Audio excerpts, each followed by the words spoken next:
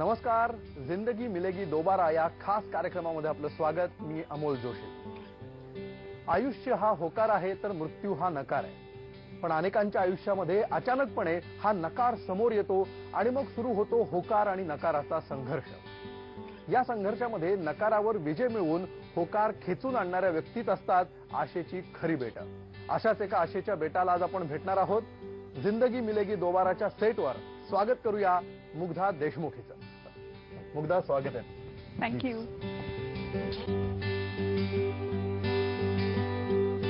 मुग्धा, स्वागत आहे तुझं जिंदगी मिलेगी दोबाराच्या सेटवर. Thank you so much. मुग्धाचा हा चेहरा 3 वर्षांपूर्वी झी 24 तासवर तुम्ही अनेकदा पाहिला असेल. मात्र मागची 3 वर्ष हा चेहरा तुम्हाला झीवर दिसला नाही आणि आता पुन्हा एकदा हा सुंदर चेहरा आपल्याला या स्टुडिओमध्ये आपल्या भेटीसाठी आलेला आहे. मात्र 3 वर्षामध्ये बरंच काही घडून गेलंय. पुलाखालून बरंच पाणी वाहून गेलेलं आहे. कॅन्सरचा तिने सामना केला. एका क्षणी आपल्याला कॅन्सर झाला याची तिला जाणीव झाली.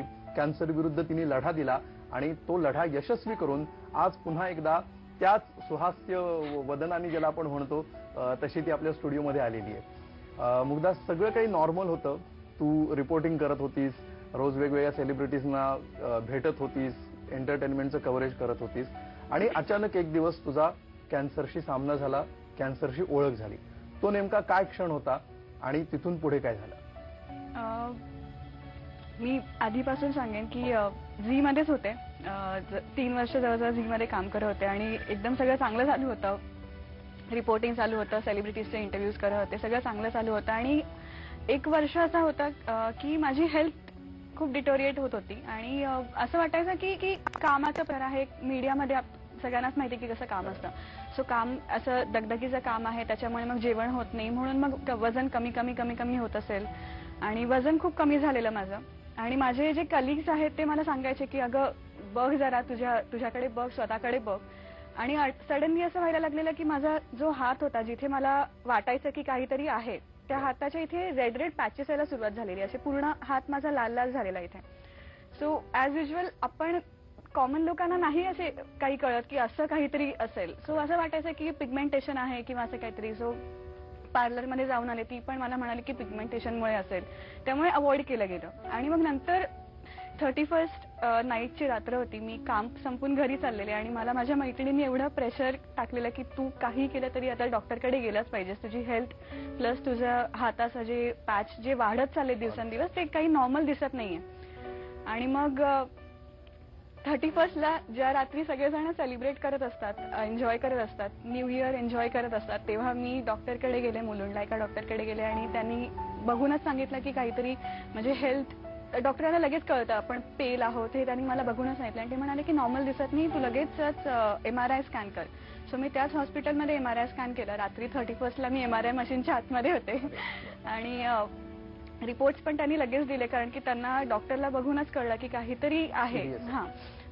सो रिपोर्ट्स आम्हाला लगेच अर्ध्या तासात रिपोर्ट्स मिळाले आणि डॉक्टरला कळलं की ट्युमर आहे. सो ट्युमर आहे ऐकल्यावरती थोडीशी भीती वाटलेली, पण असं वाटलं की ठीक आहे, ट्युमर तर होतात लोकांना, असं काही त्याच्यात घाबरण्यासारखं काही नाही, म्हणून एवढं असं काही वाटलं नाही त्यावेळेला. मग त्याच्यानंतर ट्युमर कसला आहे हे डॉक्टर म्हणाले की आपण फाइंड आउट केलं पाहिजे. मॅलिग्नंट आहे, नॉन मॅलिग्नंट आहे, काय आहे ते आपण फाइंड आउट करू. मग त्याच्यानंतर पुढच्या टेस्ट करायला सुरुवात केली आणि त्याच्यानंतर जेव्हा मी बायोप्सी केली, तेव्हा बायोप्सीमध्ये तो जो रिपोर्ट येतो, तो रिपोर्ट सुद्धा कळून आपल्याला काही कळत नाही की त्याच्यामध्ये त्यांनी काय लिहिलं आहे. सो क्युरिओसिटी ना, आणि तेव्हा इंटरनेट वगैरे तर आपल्याकडे म्हणजे मोबाईलमध्ये एकदम इझिली अवेलेबल असतं. सो क्युरिओसिटी होती की काय लिहिलंय ते, काय वर्ड्स आहेत, म्हणून जस्ट मी गुगल केलं की मॅलिग्नंट ट्युमर आहे. आणि तेव्हा जे घाबरलेले मी, पूर्ण हातपाय थंड झालेले, म्हणजे मी तर पूर्ण गारच पडलेले. मला सुचतच नव्हतं त्यावेळेला की काय झालंय माझ्याबरोबर, मला काहीच कळत नव्हतं. माझी आई माझ्या बरोबर होती आणि डॉक्टरांनी रिपोर्ट बघितला आणि ते मला बोलले की कॅन्सरस ट्युमर आहे, म्हणून मॅलिग्नंट ट्युमर आहे. आणि मी फर्स्ट टाइम माझ्या आईसमोर रडली असेल किंवा फर्स्ट टाइम मी कोणासमोर अशी रडली असेल. मी अशी जनरली कोणासमोर रडत नाही, पण मला राहवतच नव्हतं. मी अशी लहान मुलासारखी डॉक्टरसमोर रडायलाच लागले. आणि मग सगळेजण मला बोलले की रडू नको, होईल म्हणून, म्हणजे सगळं व्यवस्थित होईल. सगळ्यांनी असा दिलासा दिला आणि मग नंतर मग ती ट्रीटमेंटला सुरुवात झाली. मग इमिजिएटली सगळं काही असं जुळून आलं. ट्रीटमेंट खूप चांगली झाली. सर्जरी माझी खूप सक्सेसफुल झाली. थोडी कॉम्प्लिकेटेड सर्जरी होती. सो जो ट्युमर होता तो शोल्डर हार्टच्या इथे जी आपली स्पाईन असते तिथूनचा जो बोन असतो, बोन आणि मसलच्या मध्ये तो ट्युमर होता, त्यामुळे थोडी कॉम्प्लिकेटेड सर्जरी होती. सो सर्जरी चांगली झाली. त्याच्यानंतर माझी जी रिकव्हरी होती ती सुद्धा पुढची रिकव्हरी चांगली झाली. सो तो जो क्षण होता तो मी कधीच विसरू शकत नाही. माझी आई माझ्याबरोबर होती आणि लिटरली मी पहिल्यांदा एवढी घाबरले होते. बिलकुल. तुझ्या बोलण्यातनं दोन आलं की माझी आई माझ्या बरोबर होती, आई माझ्या बरोबर होती. बऱ्याच जणांच्या रिकव्हरीच्या कथा ज्यावेळी आपण वाचतो त्यावेळी अनेकांना पुस्तकातनं मोटिवेशन मिळतं, प्रेरणा मिळते याच्याशी लढा देण्याची. अनेकांना काही व्यक्तींकडून ती मिळते, अनेकांना काही विचार कधीतरी ऐकलेले वाचलेले असतात ते प्रेरणा देत राहतात.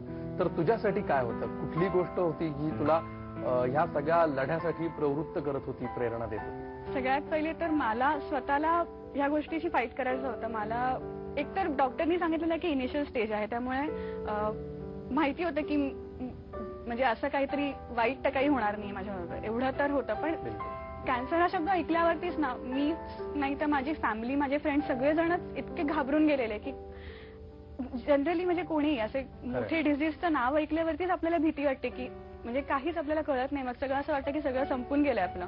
पण माझं असं होतं की माझी फॅमिली आणि माझे फ्रेंड्स माझ्या बरोबर म्हणजे त्यांनी माझी पाठच सोडली नाही, त्यांनी मला सोडलंच नाही एकत्र की मला माझ्या मनामध्ये ती भीती निर्माण होईल अशी त्यांनी मला स्पेसच दिली नाही. माझ्याबरोबर कायम माझी फॅमिली आणि माझे फ्रेंड्स होते पूर्ण. म्हणजे स्टार्टिंगला टेस्ट करण्यापासून असो किंवा मी शेवटी रिकव्हर होऊन म्हणजे ऑफिस जॉईन करेपर्यंत असो, प्रत्येक वेळी माझ्याबरोबर कोण ना कोणतरी असायचं.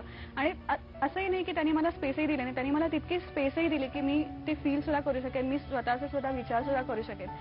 सो माझ्यासाठी तर माझी फॅमिली आणि माझे फ्रेंड्स खूप सपोर्टिव्ह आणि त्यांनीच म्हणजे तेच माझ्यासाठी माझी प्रेरणा होते, मी सांगू शकते. बिलकुल. अशा ज्यावेळी घटना घडतात त्यावेळी बऱ्याच जणांचा देवावरचा विश्वास उडतो, अनेकांचा बसतो, अनेकांच्या याच्यात काहीच फरक पडत नाही. तुझ्या बाबतीत नेमकं काय झालं? देवावर तुझा विश्वास आहे? देवावर विश्वास आहे की नाही मी सांगू शकत नाही. माझ्या आई वडिलांचा खूप विश्वास आहे. माझा मी पर्सनली सांगू शकत नाही, मी कारण खूप कन्फ्युज स्टेटमध्ये सध्या. कारण असं म्हणजे जेव्हा हे सगळं सुरू होतं तेव्हा माझी सर्जरी झाल्यानंतर इतकं दुखायचं, जेव्हा मी हॉस्पिटलमध्ये होते तेव्हा इतकं पेन होत होतं. दोन्ही हाताला IV लावलेले होते आणि माझे आई बाबा, माझे पेरेंट्स माझ्याबरोबर असायचे आणि माझ्या बाबांनी देवाचा फोटो ना माझ्या बेडच्या इथे ठेवलेला. सो एक पॉइंट असा होता की मला इतकं दुखत होतं की मी लिटरली बाबांना असं रडत रडत बोलले की बाबा कुठे तुमचा देव, आता का नाही येते तो माझ्याजवळ, मला म्हणजे मला एवढं पेन होतंय तर तो आता काही येत नाहीये. आणि बाबा बोलले की काय काळजी करू नको, सगळं व्यवस्थित होईल. सो माझ्या बाबांचा आई बाबांचा तर खूप विश्वास आहे, मी पर्सनली सांगू शकत नाही, पण मी एवढं म्हणू शकते की माझे आई बाबा माझ्याबरोबर होते, माझी फॅमिली माझ्याबरोबर होती. सो त्यावेळेला माझ्यासाठी त्यांनी जे काही केलं ना तेच माझे देव आहे. कुठल्या कुठल्या बाबतीत असं वाटलं की पर्स्पेक्टिव्ह बदलला? कसं होतं ना की आपण एवढे बिझी असतो ना लाईफमध्ये की आपल्याला असं वाटतच नाही की आपण कंटिन्युअस प्लॅन करत असतो, आपण हे करू, आपण फ्युचरमध्ये ते करू, आपण असं करूया, आपण 5 वर्षांनी असं करू, पण आपल्याला त्यावेळेला वाटतच नाही की लाईफमध्ये काहीही कधीही होऊ शकतं. म्हणजे मी असो किंवा इतके लोक जे आपण बघतो ज्यांना काय काय होत असतं, कोणीच विचार नाही करत ना की आपल्या बाबतीत असं काहीतरी होईल, पण होतं आणि होऊ शकतं. सो प्लीज म्हणजे मी तर सगळ्यांना असं सांगेन की नका 5 वर्षांनी काय होईल याचा विचार करू. तुमच्याकडे आत्ता जे आहे, तुमच्याबरोबर आत्ता जी लोक आहेत, हा जो क्षण तुमच्याबरोबर आहे तो एन्जॉय करा. मग मी डिसाईड केलं की मी आत्ता या क्षणामध्ये जगेन. मला माहिती नाही कारण मला 5 वर्षांनी माझ्याबरोबर काय होणार आहे. 5 वर्षांनंतरचा विचार करण्यापेक्षा आत्ताचा क्षण आहे तो जगून घ्या आणि तो पूर्ण एनकॅश करा. एक्झॅक्टली. ह्या मुग्धाबरोबरच्या गप्पा आपण अशा सुरू ठेवणार आहोत. एक ब्रेक घेऊया आणि ब्रेक नंतर भेटूया. पाहत रहा जिंदगी मिलेगी दोबारा.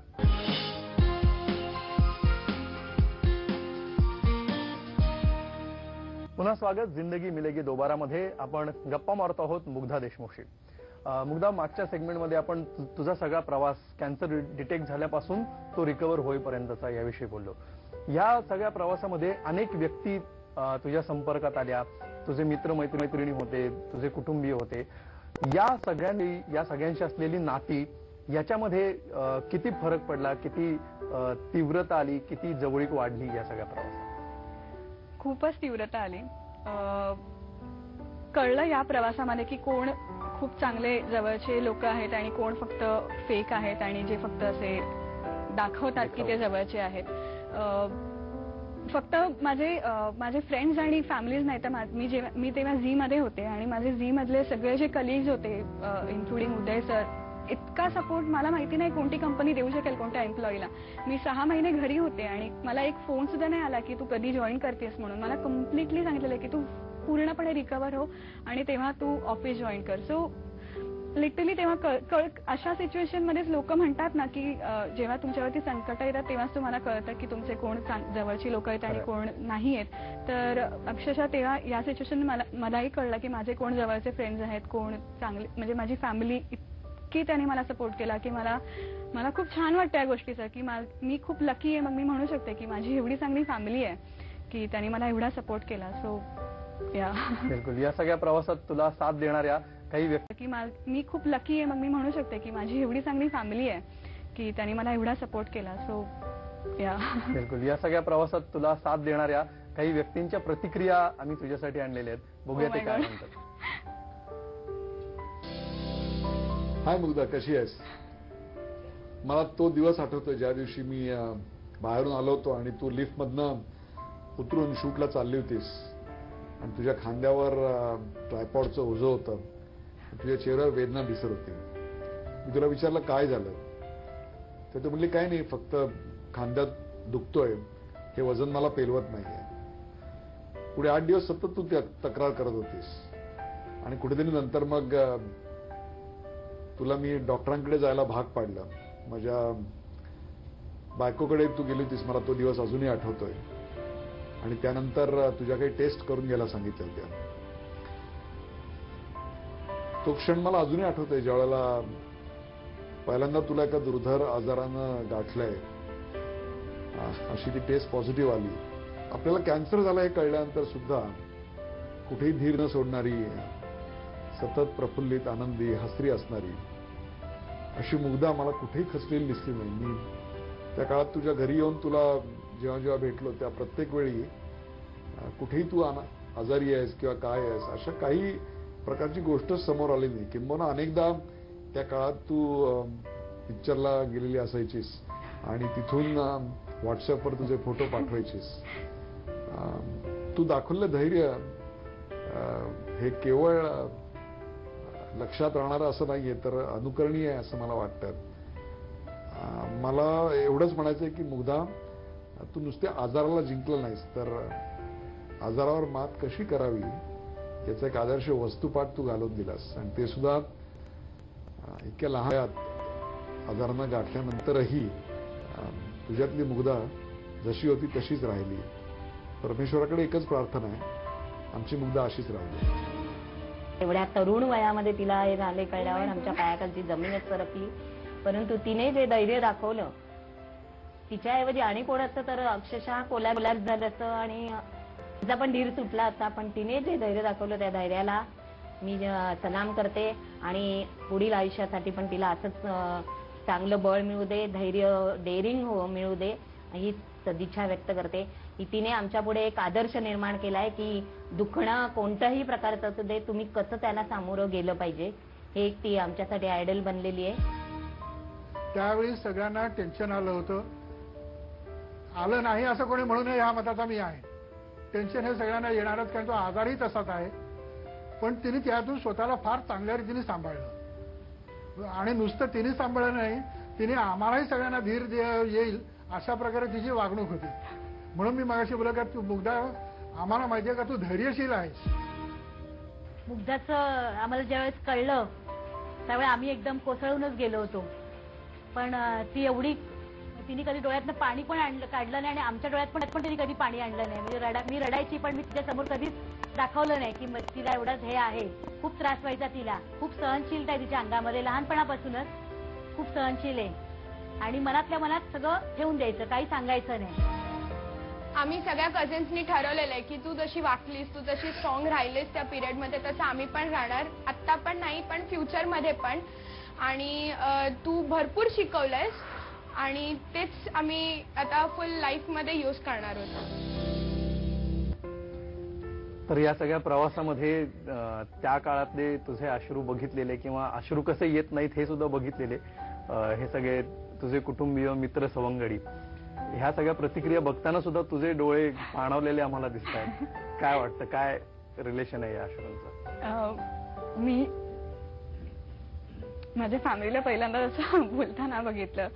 उदय सर सुद्धा किंवा माझी कझिन असो, माझी काकी, माझे पेरेंट्स, मी पहिल्यांदाच त्यांना बघितलं असं बोलताना. सो खूप टची वाटतंय आणि खूप चांगलं सुद्धा वाटतंय की ते माझ्याविषयी असा विचार करतात की मी आहे खूप सहनशील. पण मला उलट त्यांना सांगावं वाटेल की तुमच्यामुळे मी सहनशील आहे. तुम्ही जे मला सपोर्ट केला त्याच्यामुळे मी, जसं आई मला म्हणाली की आई आत्ता म्हणाली की मी एकदा पण रडले नाही, कारण सगळेजण माझ्याबरोबर असायचे. सो गरज नाही पडली तेव्हा रडायची. बिलकुल. एखादा आजार हा जीवघेणा असतो, पण तो नात्यांचे बॉन्ड किती स्ट्रॉंग करू शकतो आणि स्ट्रॉंग असलेले बॉन्ड अजून घट्ट कशा प्रकारे विणू शकतो, ह्या सगळ्याची उदाहरणं मुग्धाचं बोलणं आणि तिच्या कुटुंबियांचं बोलणं, तिच्या सवंगड्यांचं बोलणं याच्यातून आपल्याला दिसतंय. या गप्पा आपण अशा सुरू ठेवूया. पुन्हा एक ब्रेक घेऊया. पाहत रहा जिंदगी मिलेगी दोबारा.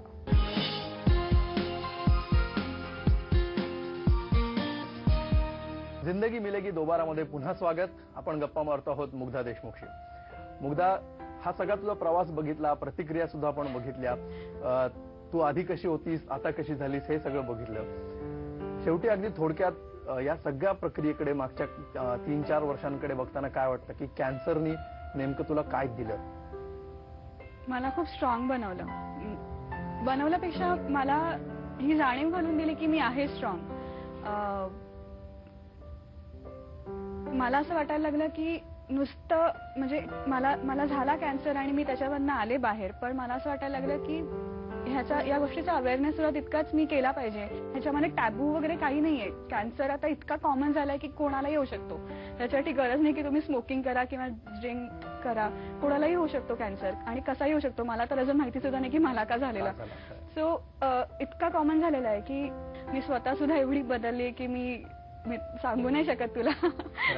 पण आम्हाला ते जाणवतंय 3 वर्षांपूर्वीची मुग्धा आणि आत्ताची मुग्धा, त्यांचा पर्स्पेक्टिव्ह आणि रिलेशनशिप, या सगळ्याच गोष्टीमध्ये जाणवलेला फरक. या कार्यक्रमाच्या शेवटी आमचा एक असा सेगमेंट असतो की ज्याच्यामध्ये मी तुला एक आरसा देणार आहे आणि प्रत्येकाला हा सगळा प्रवास करून आल्यानंतर आरशात बघून स्वतःशी काहीतरी बोलायचं असतं, स्वतःला काहीतरी हितगुज करायचं असतं, काहीतरी संवाद साधायचा असतं. तर त्या आरशामध्ये तुला स्वतःशीच काय बोलावं असं, त्यासाठी हा आरसा. आरशात बघून बोलायचं का मी? हो.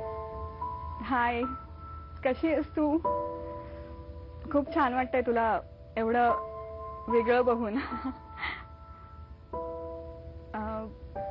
तुझ्यात जो काही बदल झालेला आहे ना, तो माहिती नाही चांगला आहे की वाईट आहे, आणि मी तुला आता जज पण करणार नाहीये. पण जे काही आहे ते चांगली राहा, सगळ्यांची चांगली वाग, चांगली ह्युमन बिंग बन, लोकांना कशी सपोर्ट करू शकशील ते बघ आणि अशी स्ट्रॉंग राहा. एवढंच मी तुला सांगेन या वेळेला. हेल्थकडे लक्ष दे, तू अजूनही जे करत नाहीयेस, सो हेल्थकडे लक्ष दे आणि अशी स्ट्रॉंग राहा. क्या बात आहे. फारच महत्वाचा हा संदेश होता. खूप स्ट्रॉंग राहा. ती स्ट्रॉंग होतीच. ह्या प्रवासाने तुला अजून स्ट्रॉंग बनवलं, तर तू अशीच इथून पुढच्याही आयुष्यात स्ट्रॉंग राहावीस आणि तुझा हा प्रवास इतरांना सुद्धा स्ट्रॉंग बनवत राहावा, मोटिवेशन देत राहावा, अशाच आपण अपेक्षा व्यक्त करूया. तू आमच्या स्टुडिओमध्ये आलीस, या गप्पा मारल्यास त्याबद्दल तुझे मनापासून धन्यवाद. Many many thanks. असं म्हणतात की आरशात बघून माणूस स्वतःशी कधीच खोटं बोलत नाही. किंबहुना आपण आपल्याला जे पाहायचं असतं आरशामध्ये तेच पाहतो आणि अशी सोय फक्त आरशामध्ये असते. ज्यांच्या पाठीमागे सातत्याने निराशा असताना सुद्धा आरशामध्ये ज्यांनी आपला आशेचा चेहरा कायम जिवंत ठेवला, अशाच काही आशेच्या बेटांना घेऊन पुढच्या भागात सुद्धा आपण भेटणार आहोत. तोपर्यंत विसरू नका, जिंदगी मिलेगी दोबारा.